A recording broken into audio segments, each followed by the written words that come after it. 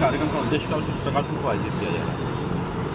देखिए सर, हम देखते हुए आ रहे हैं कि कहीं ना कहीं इंसानों के जो रिश्ते प्रकृति के साथ जुड़े हुए थे वो कहीं ना कहीं टूटने की कगार पर हो गए। आज हम देख पा रहे हैं कि काफ़ी फॉरेस्ट कटने की कगार पर है और जंगलों को साफ किया जा रहा है, बेजुबान जीवों को बेघर किया जा रहा है। और हम देख पा रहे हैं कि बहुत सारी विलुप्त ऐसी प्रजातियाँ जीवों की होने लगी है जो कई सालों पहले हम देखा करते थे और आज उन चीज़ों को देखने के लिए आगे तरफ है।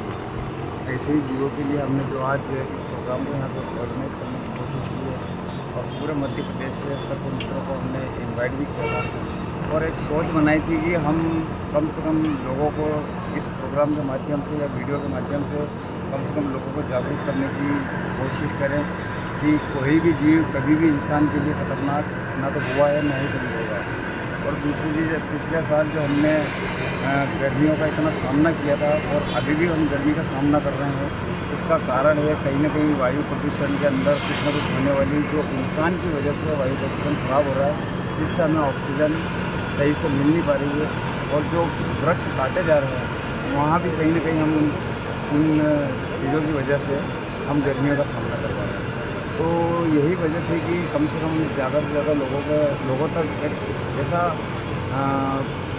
ऐसी सोच देने की कोशिश करें ताकि उनके पास में ये कम से कम इतना वो समझ पाए कि पौधों को कभी काटना नहीं चाहिए, किसी भी बेजुबान को कभी मारना नहीं चाहिए और ज़्यादा से ज़्यादा अपनी ज़िंदगी के अंदर अगर उनकी ज़िंदगी अगर बच्चा है 5 साल का, 10 साल का, 20 साल का, 50 साल, 70 साल का, तो अपनी ज़िंदगी के अंदर कम से कम 2 वृक्ष ऐसे लगाए जो हमेशा पीछे वाली पीढ़ियों को हवा, छाया और ऑक्सीजन दे और हमेशा इन बेजुबानों को बचाने का प्रयास करें।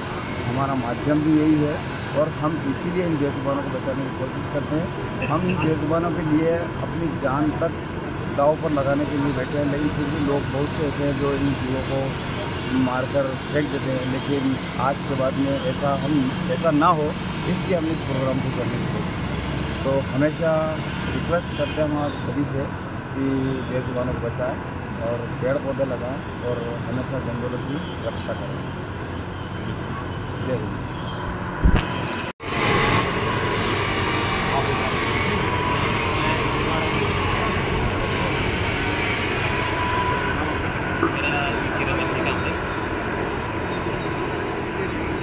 श्री जितेंद्र जी झा जो अपनी साइकिल यात्रा से पूरे देश की साइकिल यात्रा करना चाहिए। जब तक वन रहेंगे, वन्य जीव रहेंगे, प्रकृति रहेगी, तभी तक मानव जीवन सुरक्षित है।